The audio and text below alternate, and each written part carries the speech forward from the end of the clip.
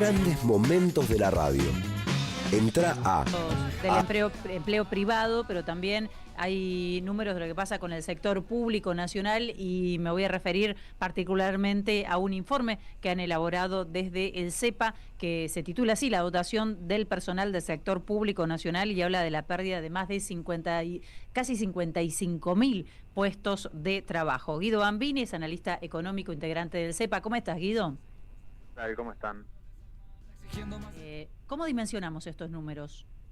Bueno, como vos bien indicabas, es una caída desde que asumió este gobierno de 54.176 puestos de trabajo en el sector público nacional.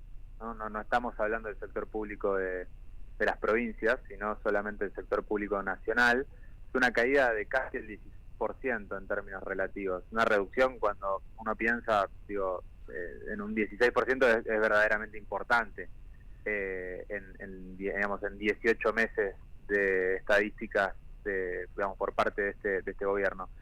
En términos absolutos, son las empresas y las sociedades del Estado las que concentran los mayores despidos, y tenemos casos, los casos más importantes son el Correo Argentino, con casi 5.000 despidos, los trenes, operadora ferroviaria con casi 3.000 despidos, Banco Nación y Aerolíneas Argentinas.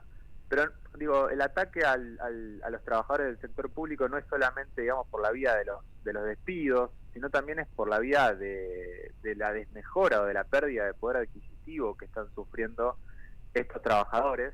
Cuando uno ve, qué está haciendo o los compara con el sector público provincial, se encuentra con que claramente están siendo un ancla en definitiva para intentar contener la inflación y también, denostándolos permanentemente desde su discurso al gobierno nacional.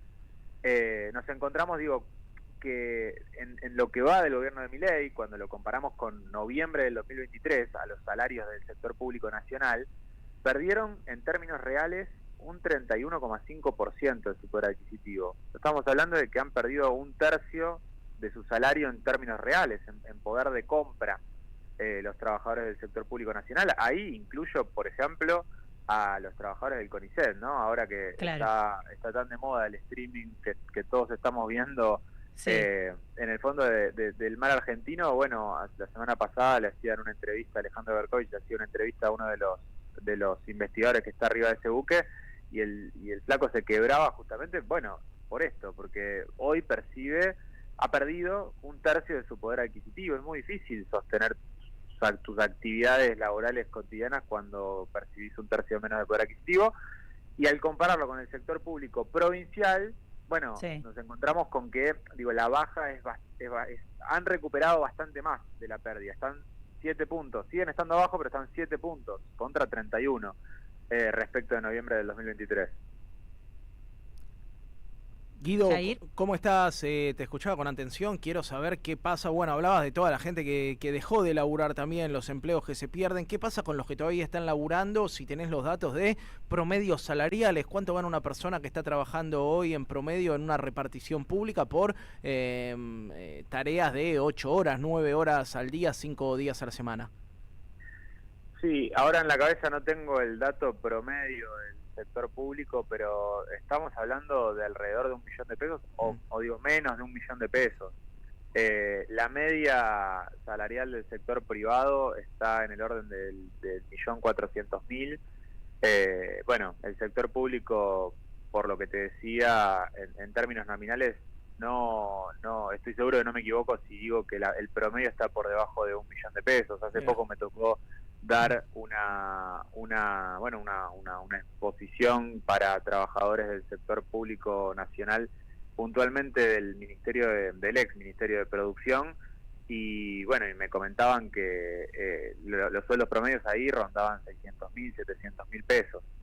Ese es el salario promedio de un trabajador del sector público nacional que mínimo trabaja 8 horas, ¿no? Como cualquier trabajador, y que además tiene que cargar con muchos prejuicios, ¿no? Que por parte del gobierno nacional, o que el gobierno nacional permanentemente está generando sobre estos trabajadores, que son vitales para el funcionamiento de distintos servicios que brinda el Estado Nacional. Bien, ¿tenés una idea de cuáles son los sectores más afectados? Mientras te escuchaba hablar de CONICET, pensaba en el sector de vacunación, ¿no? Que es tan importante y que recuerdo que en principio lo vaciaron y después renunciaron algunos de los profesionales que quedaban porque decían no podemos cumplir con nuestras responsabilidades en las condiciones que estamos actualmente. Digo, pasa esto, que Sí. a muchos despiden, otros se van porque les resulta indigno o porque consiguen algo mejor en el sector privado o en el exterior. No sé si tienen el dato de cuáles son las áreas más afectadas. Sí, en términos absolutos, las áreas más afectadas son la ex AFIP, ARCA, con más de 3.000 despidos en lo que va de la era Milei hasta junio del 2025, que es hasta donde tenemos datos. Después la ANSES, con casi 1.500 despidos, y después viene CONICET con más de 1.000 despidos, 1.091 despidos. Eso en términos absolutos. Ahora, claro, en términos relativos, aparece el Consejo Nacional de Coordinación de Políticas Sociales, la Junta de Seguridad de Transporte, el INAES, el Hospital Bonaparte, como los principales afectados, todos estos que te menciono, con caídas del más del 40% de su planta. Imagínense la dificultad para poder funcionar, ¿no? Por ejemplo, del Hospital de Salud Mental Bonaparte, que ha visto reducida su planta en 39,3%. De noviembre de 2023 a junio de 2025, como ustedes bien indicaban, profesionales, en muchos casos muy formados, que terminan decidiendo tener que ir al sector privado, o porque los despiden, o porque en definitiva no les alcanza el salario que te mencionaba, que está muy alicaído. Guido, gracias por recibirnos, muy interesante, doloroso. El informe lo podemos ver seguramente en la página del CEPA. Exactamente, sí, nosotros lo actualizamos mensualmente, así que pueden ir viendo la evolución mes a mes.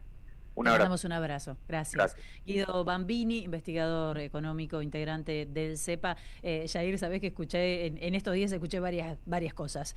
Una de ellas fue una entrevista que le hacían a un investigador, por suerte, bueno, esto le dio mucha visibilidad, ¿no?, al trabajo que llevan adelante los investigadores del CONICET, me estoy refiriendo al streaming. Total, la estrellita culona. La estrellita culona.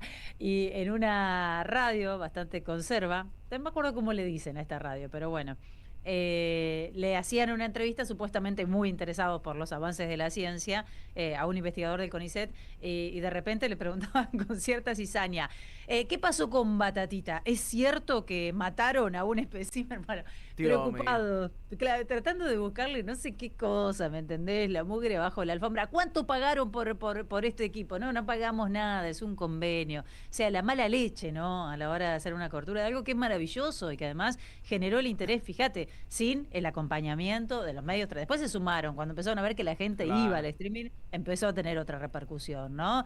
Pero siempre buscando la mugre donde no van a encontrar mugre aparte. Medían más que el presidente, felicitas, estaba en vivo la estrellita culona y la gente prefería ver al calamardo del fondo del mar que ver al presidente hablando con una marioneta. Bueno, y a Batatita no le había pasado nada. Está bien, damos fe que está bien Batatita. No es el nombre científico, es el nombre de las redes, Batatita, está claro. Que le damos nosotros. Vamos a ir a la tanda, quédate porque tenemos más información para compartir con vos. Enseguida venimos con los oyentes, 11 32 000 530. Les voy a contar por dónde anduve, aparte, si tenemos tiempo, por lo menos. Les voy a contar por algún, y les voy a mostrar algún paisaje, ¿por qué no? Estamos saliendo vía streaming, somos Radio AM 530. Ya venimos.